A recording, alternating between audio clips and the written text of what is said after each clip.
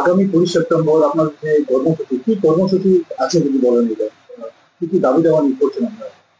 আদিবাসী কর্মী সমাজ আমরা যে লড়াই করছি, বিগত 5 ফেব্রুয়ারি আমরা যে ধর্ম নেগাচারী ধর্ম জড়ুয়াহি হয় মুরগুমাতে, সেই 5 ফেব্রুয়ারি 2025 আমরা 3টা স্টেটের উড়িষ্যা, ঝাড়খণ্ড এবং ওয়েস্ট বেঙ্গল সমস্ত নেতৃত্ব পৌঁছাই। সেদিন নেগাচারী ধর্ম জড়ুয়াহিতে আমরা প্রতি বছরই 1 বছরের কর্মসূচি গ্রহণ করি। আমরা তার মধ্যে অন্যতম হচ্ছে আমাদের 20 সেপ্টেম্বর রেল টেকা।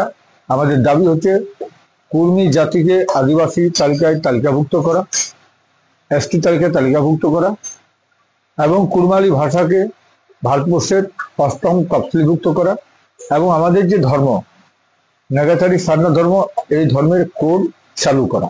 যেমন মোহামেডান, খ্রিস্টান, জৈন, বৌদ্ধ, তাদের যেমন কোড আছে, এই কোড আমাদেরকে দিতে হবে। এইটা আমাদের মেন ডিমান্ড। এখন কথা হচ্ছে, আমরা আজ কয়েক দশক থেকে লড়াই করছি। আমার হাতে অর্থাৎ অজিত মাহাতোর নেতৃত্বে যখনই কর্মী আন্দোলনটা আসে,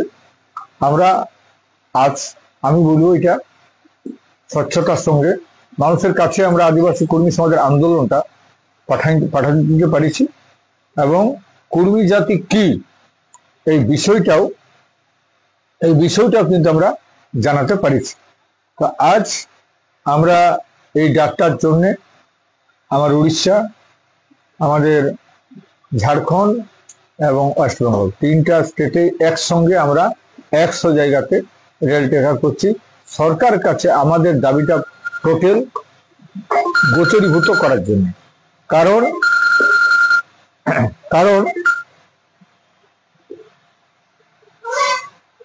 এখনো পর্যন্ত আমরা এইভাবে একসাথে আন্দোলন করতে পারি নাই। যেটুকু আন্দোলন করেছিল, কোথাও হয় কোথাও না হয়, কোথাও রেল টেকে কোথাও রেল টেকতে পারে না, কোথাও ডট ছিঁড়তে পারে নাই, কোথাও ডট ছেঁকা হয়, এই ধরনের আমরা চলছে। তো এখন আমরা এইবারে খুব প্রস্তুতি নিয়ে করছি। আর এই দাবিটা হচ্ছে পরিষ্কার কথা, আমাদের হচ্ছে ফান্ডামেন্টাল রাইট। মানুষের কাছে আমরা জানি যে 2টা রাইট আছে, একটা হচ্ছে লিগ্যাল রাইট, একটা হচ্ছে fundamental right. Legal right is protected and enforced by the general law. Our fundamental rights is always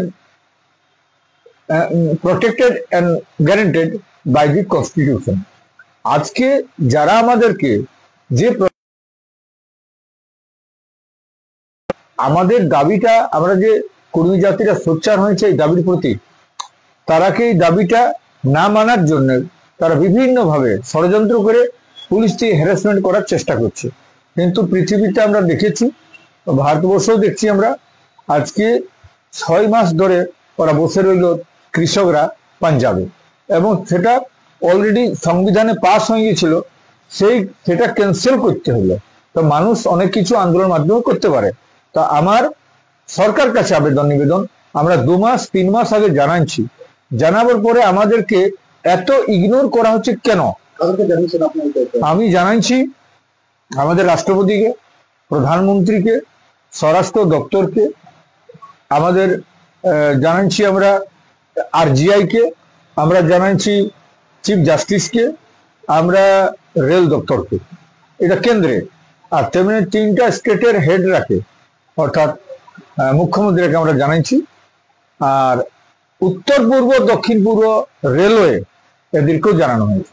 কিন্তু এখন পর্যন্ত তারা মনে করল নাই যে আদিবাসী কর্মী সমাজের নেতৃত্বের সাথে বসে একটা কিছু সমাধান করা যাবে। এর পরিবর্তে ওরা পুলিশ পাঠাবে আমাদের কাছে দমন পীড়ন করার জন্য, অত্যাচার করার জন্য।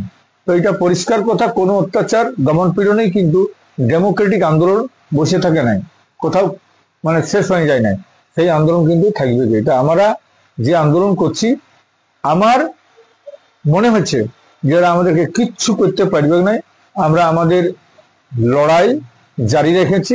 ফান্ডামেন্টাল রাইটস, এই ফান্ডামেন্টাল রাইটস নিয়ে আমরা লড়ছি। আমাদের সমস্ত কর্মীরা একদম আমরা ঘোষণা করেছি এই দাবি ঘোষিত কর্মসূচি আমাদের যথাসময়ে আমরা রেল স্টেশনে 100 জায়গায় বসে 3টা স্টেটে আমরা দাবি জানাবো।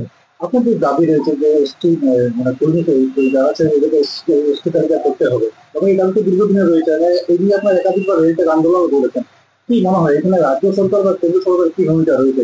আমি এটা বলেছি যে এরা আমাদের কাছে, আমাদের গতবার রেল টেকাতে কি হলো, গতবার 5টি রেল টেকার পর ওরা আমাদের সাথে, যে সংশ্লিষ্ট অফিসার আমাদের সাথে ডিএম এর হলে, ডিএম এর অ্যারেঞ্জমেন্টে, এসপির অ্যারেঞ্জমেন্টে ওখানে আমাদের বৈঠক হয়। তাতে ভার্চুয়াল মিটিং হয় 3টা স্টেটেরই নেতৃত্বের সাথে। ভার্চুয়াল মিটিংয়ে ওরা স্বীকার করে আপনারা 28 তারিখ আসুন, আমরা আপনাদের ব্যবস্থাটা দেখছি।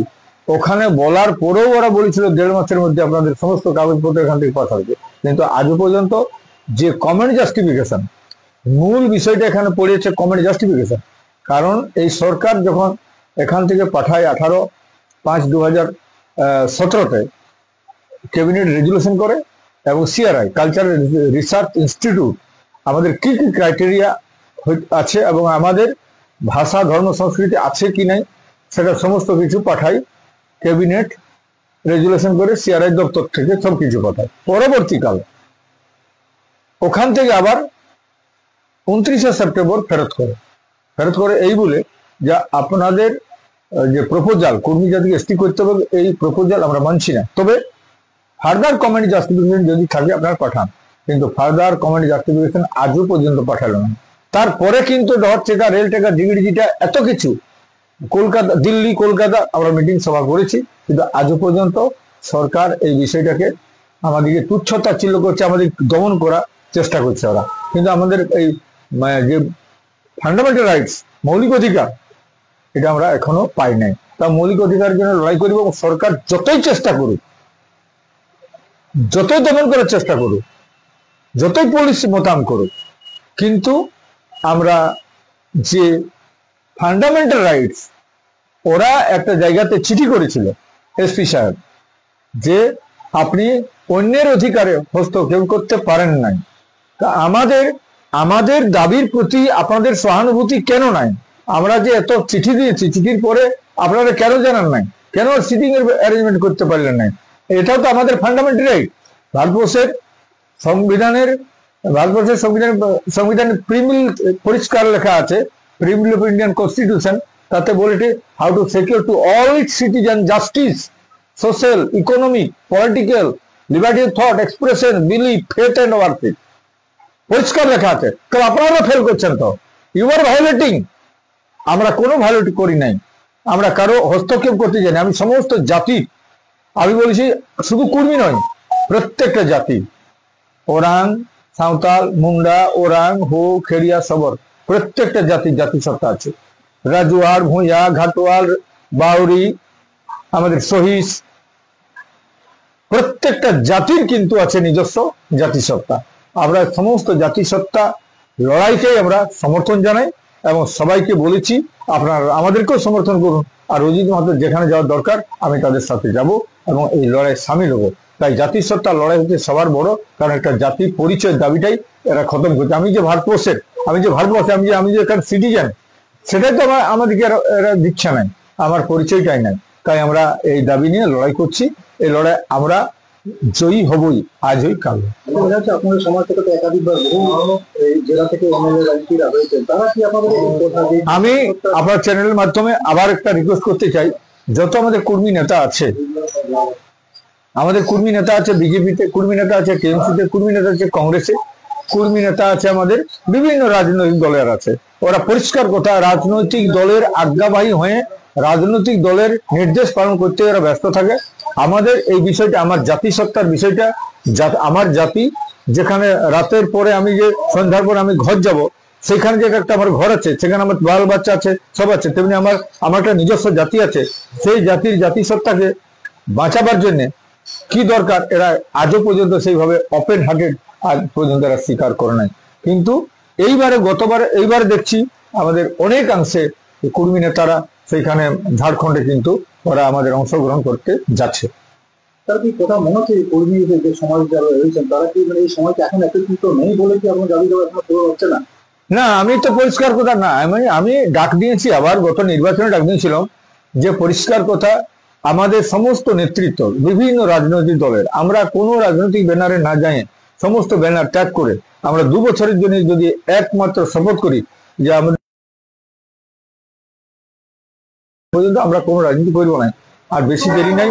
আমি বলেছিলাম 2 বছর, 1 বছর, 6 মাসের মধ্যে জাতি মানে কুর্মী জাতি এসটি তালিকাভুক্ত হবে, এটা আমার বিশ্বাস। দেখা যাচ্ছে প্রতি বছর কিন্তু আপনার একটা প্রশ্ন হয়, যে সাধারণ মানুষের প্রশ্ন রয়েছে, প্রতি বছর ঠিক পুজোর মুখে আপনারা এই আন্দোলন ডাকবেন, একদম মানে দিকে যেমন এটাই আমাদের কোনো, আমরা কোনো জাতির প্রতি আমাদের কোনো অবমাননা বা তাদের প্রতি দুঃখ দেওয়ার জন্য আমরা করি নাই। আমরা পরিষ্কার কথা ওই 20 তারিখটাকে আমরা দাবিটাকে আমরা ঠিক করছি, কারণ 20 তারিখে আমাদের অনেক কিছু কাজ হয়েছে। এই 20 আমাদের ডহর ছেড়া করে যেমন আমরা পাইলাম আমাদের করবের ছুটি, তেমনি আমরা এই দিনটাকে আমরা ঠিক করেছি। এই মানে কি করে আমাদের ওই 20 সেপ্টেম্বরে আমরা কেন্দ্রীয় সরকারকে আর রাজ্য সরকারকে আমরা জানান দিয়ে আমরা নিজেদের দাবিটা আদায় করি। এখানে কোনো জাতির প্রতি আমাদের অবমাননা বা কোনো জাতির প্রতি তুচ্ছ তাচ্ছিল্য আমরা করি না। অনেকে তো সমস্যায় পড়বেন, এই রেল বন্ধ হয়ে যায় বা আমি তাদেরকে অনুরোধ করবো আপনাদের চ্যানেলের মাধ্যমে, আমাদের দাবিটা লড়াই করছি আমরা। এখানে যদি কারো কিছু মানে ক্ষতি হয় বা ক্ষতির শিকার হন, আপনাদের কাছে অনুরোধ, আমরা ক্ষমা চাইছি।